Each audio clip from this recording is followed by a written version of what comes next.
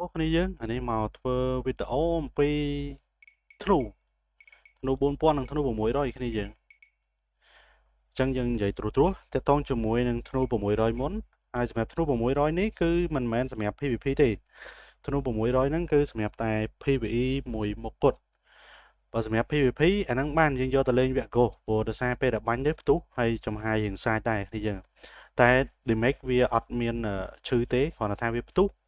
វាដឹងថា enemy នៅណាអញ្ចឹងវារៀងសាចតែនឹងប៉ុណ្្នឹងឯង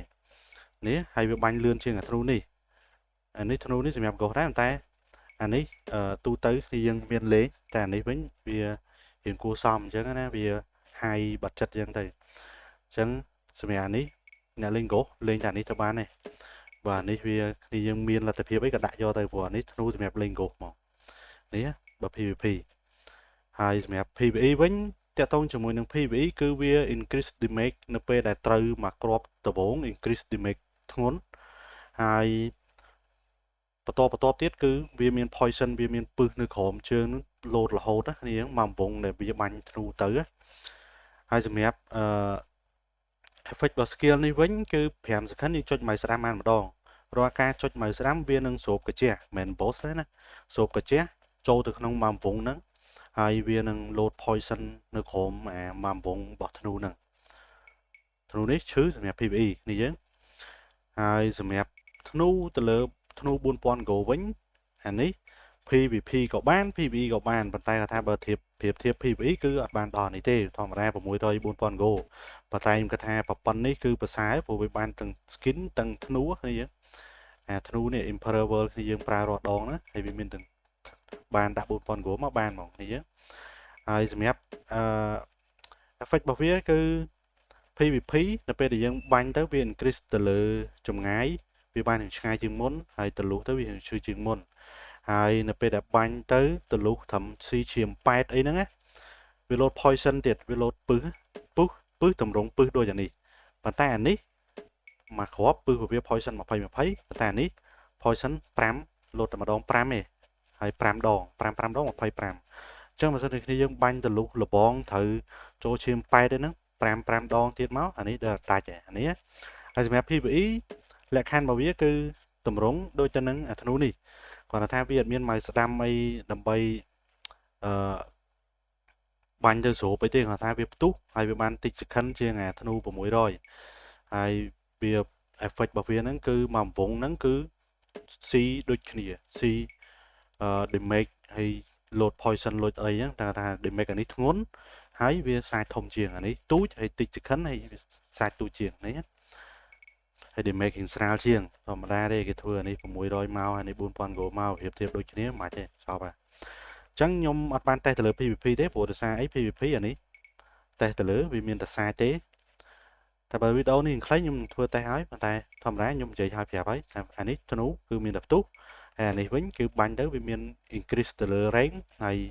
ជំនួយរត់លឿន PVE ហើយ PVP វិញបាញ់ទៅ load poison 5ដងអញ្ចឹងខ្ញុំតេស្តមើល PVE ទាំងអស់គ្នា Let's go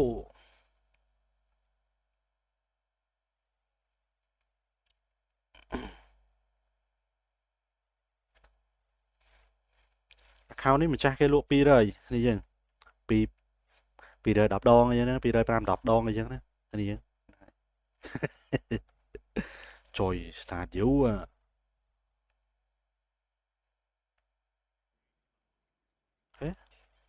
ខ្ញុំមានបិទសលេងតិចគ្នាអត់សូវលឺសលេងខ្ញុំនិយាយច្រើនជាង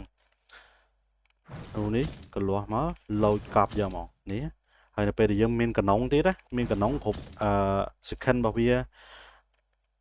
10ដូចជា10 second 5ដងហើយយើងនៅ10 second 5ដងវាលក់50 second ហ្នឹងគឺធ្នូហ្នឹងបូកគ្រាប់ឲ្យច្រើននេះធម្មតានៅពេលយើងបាញ់អញ្ចឹងវា reload វាមានតែមួយគ្រាប់ reload តែនៅពេលដែលយើងមានសัตว์កណុងណាកណុងរបស់វា effect របស់វាលយនេះឡើងបាន3ដងនេះយើងមើលឲ្យនេះមកឡើងបាន3ដងហ្នឹងណាហេចាំឡើងបាន5ដងវាគ្រាប់វានឹងឡើងអូតូមកនេះតម្រងបាញ់គឺអញ្ចឹងហើយកលាស់មកលយនេះយើងកលាស់មកកប់សេរីយកមកបាញ់ទៅ damage ខ្សែជុំវិញមកអំពងរបស់វានេះណាអំពងហ្នឹងណា5ដងនេះគ្រាប់ឡើង8គ្រាប់គឺអែមយកហ្មង thế chẳng nhưng tập bành cái chè tầng ngọc đi chẳng chơi mà sắm món nó phải chơi mà sắm đấy biết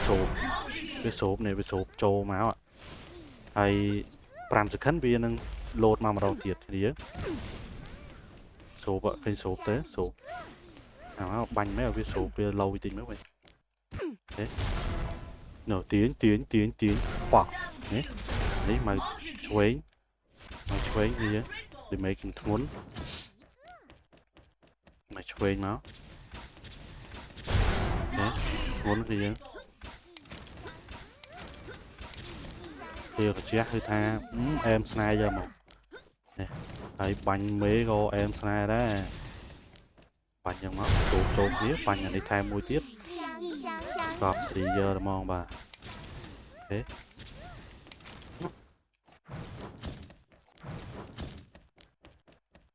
trên đa số với số tự kiến nó tiền lẹo châu kiến đại giờ thế chẳng nhung tránh hay nhung cho mà đón tiết tay là thanu buôn pon mà gồm mà đó này nhưng mà bánh mê thanu ok khai vô chạm phê video ấy chạm phê tay thanu buôn pon của nó chạm cho tơ mê từng pi màu cho tơ bánh mê từng pi ok khai vô thế thanu buôn pon của thanu điện kia tiết lâu vậy đó chạm bởi vì chạm bởi vì này sao giờ cần loạt chứ nó lâu vậy này chạm bởi vì load anh đi load skill bỏ cần ống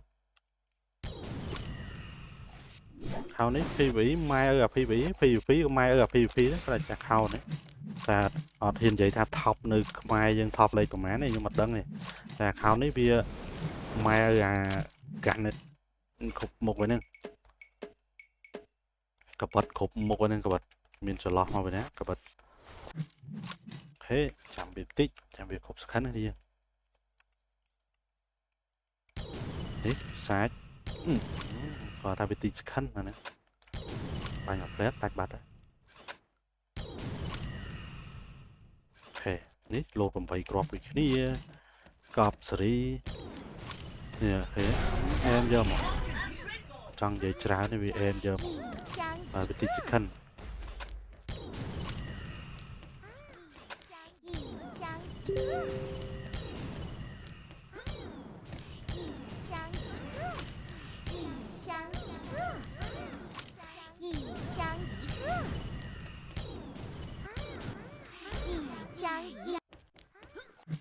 nè bạn thằng buôn quan của mau tìm make PvE một phần này nè nè bạn trời mà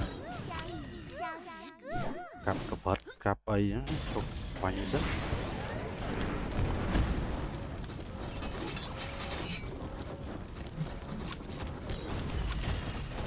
pon á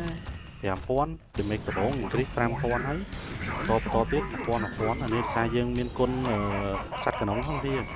em tụi mày sắt thì nhầm mờ tụi đấy tìm make tìm mày đá chả mất tích ở về không sức khăn về này giờ bộ ngõ mà đó với căn học hay sức khăn cắt anh ấy về để giờ ngõ về là cắt để mấy mà mờn chiến này đi lâu giờ mà ở về cục giảm đo rất hay chứ cục giảm đo trời mày bút mà mờn chiến mà con sai sập mờn chiến mà con sai sập mờn chiến con sai sập cọp gì cặp sập vật gì nó đặt rét mũi máu cục phụ mũi máu chớ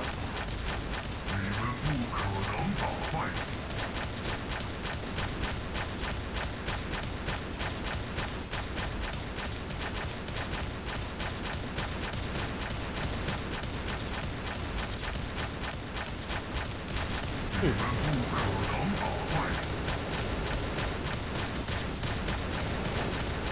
máu cấp xử lý giờ thế ok này chứ chẳng sầm ép biết đâu thế thằng nó cứ miên là pan năng thế này chứ វីដេអូដែលធ្នូមានប៉ុណ្្នឹងទេចាំជួបគ្នានៅវីដេអូក្រោយទាំងអស់គ្នាបាយបាយ